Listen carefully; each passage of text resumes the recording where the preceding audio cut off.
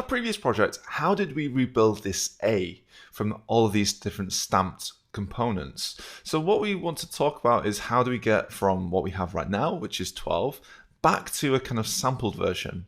Now, what we did in the previous project was we didn't really play around with these dy and dhs. This is our kind of like sample grid. So this is kind of what we have like here.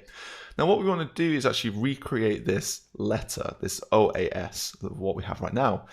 How do we do that? Well, what we want to do is recreate it by sampling the exact same position as the destination. And to do that, basically these numbers need to match. So what we want to do is actually go from what we have over here to what we have back over here. Now, in the previous video, what we did is we had 12 things that overlaid each other exactly the same height. Whereas now what we have is these 50 pixel tiles, but we want to just resample this for each individual tile. So to do that, what we want to do is make these numbers in the destination grid exactly the same as our sample. So our sample is the thing that actually needs to change. So what we're going to do is actually replace some of these numbers. So instead, we're just going to take this 0 and match it up with dy. So we're just going to match this up to what is here, and the same thing for the sh. We want to match this up to the tile size. So what we have now is essentially the same thing as before, except we have 12 samples across the page, all kind of matching up, rather than 12 things completely overlaid. So each one is 50, 50, 50, 50, 50, but they build the same kind of final results. Now, the reason for this is because it's really to do with the source and how the source changes. That's how we want to play around with how we actually do this kind of project. This is kind of how we build the project. We're taking the tiles and placing them in the right place, but the sample is the thing that we want to change, the source. So now what we can do is we can play around with some of these numbers. We can add some distortion into all of these things. For instance, I could just quickly add in something like maybe plus frame count. Let's try that. Let's see how that looks. So if we do that, we should see something that looks like that. So notice how the height, as it changes, this is sampling to get smaller and smaller. So we're starting to get something that kind of looks a little bit like what we want. It's not quite what we want, and we can kind of change this. But notice how even if I refresh again, this starts as what it should do, and it kind of decreases in size. So this is kind of how we're thinking about this. The sample is what we want to change. Now, of course, I don't want it to be like that. This isn't correct. What do I actually want it to be like? Well, previously what we had is this idea of distortion. So I'm just going to quickly talk about that. So again, just going to add this idea of distortion. For now, I'm just going to do a frame count. And the frame count, again, what I did previously was something like plus frame count. Well, plus distortion actually, because we're going to make that into a variable. And we've got this kind of moving up the page. Previously what we did is we wanted a wave. So we wanted something like sine times this to slow it down by a certain size as well. So we have this kind of movement, boing, boing, boing. And of course what we wanted to do is actually add some variation into each one, maybe plus y. So we have something that looks like that. So just by adding this distortion in here, we have all of these samples changing height. And this is just sampling exactly the same height on each one. Now, for instance, what I could do is just increase this distortion both on the height too. So let's change this as well. So here you can see this kind of like stretching effect kind of go into effect too.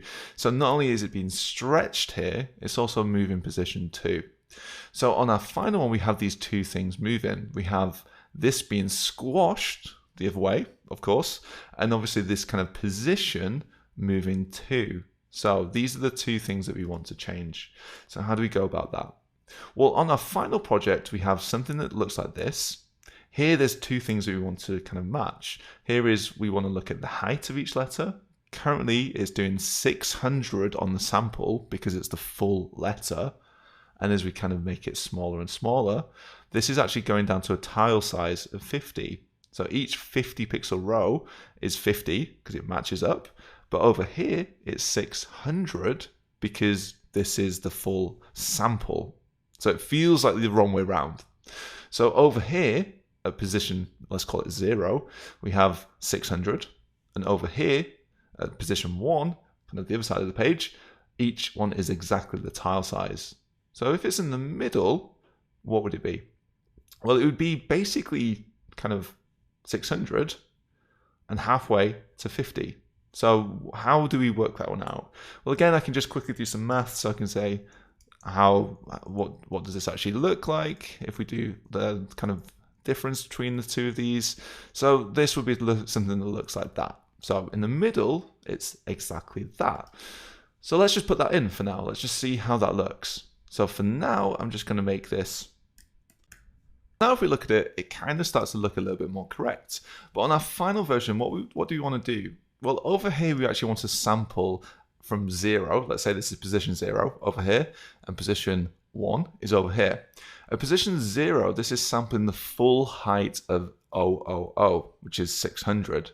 And as we move across the page, this goes down to 50. So we've taken each tile size here. So tile size is current, and over here is 600, the full height. So this position is going to be somewhere between 600 and the tile size. But what should it actually be in a kind of more mathematical kind of way? So what we're going to do is actually do some calculations on this. So over on the start side of the page, we want to sample from 600. So we're going to start by putting this as back to 600. So at the moment, what we'll get is something that looks like this. Kind of, you can see this kind of getting cut off as we start to move the tile size around. But what we want to do is kind of do some kind of calculations on this. So what we're going to do is make this go to tile size, which is back to what it was. As you can see, because of the Y, it's moving down the page, but that's the correct height. So how do we go between the two? Well, at 0, we want 600. And at the other side, we want the tile size. So now what we're going to do is say times position. So over at 0, this tile size will be currently 0. So it's sampling at 0, which is currently really, really big. So what we can see here is it kind of looks correct here. As we start to change this to 0.1, then what we'll see is getting smaller and smaller. It's too small to even see. So 0.3. Just sampling the kind of like black area at the top of the page. You can start to see this kind of almost like stretching into position. And at 1, obviously what we want is the kind of final version. So what we want to do here is also add to this the difference between the two minus the kind of difference between the position 2. So here what we're going to say is minus the final version and the tile size. So these are the kind of the difference between the two.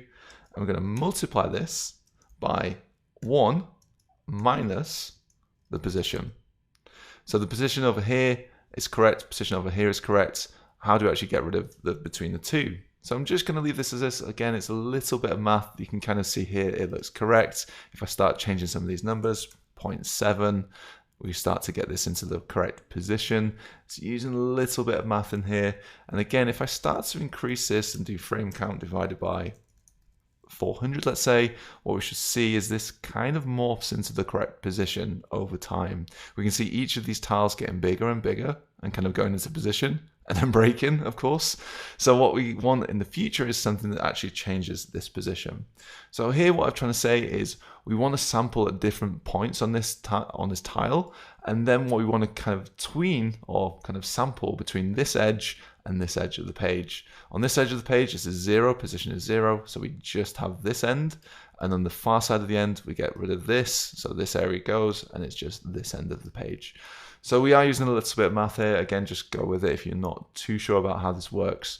What we'll talk about next is how to animate this stuff.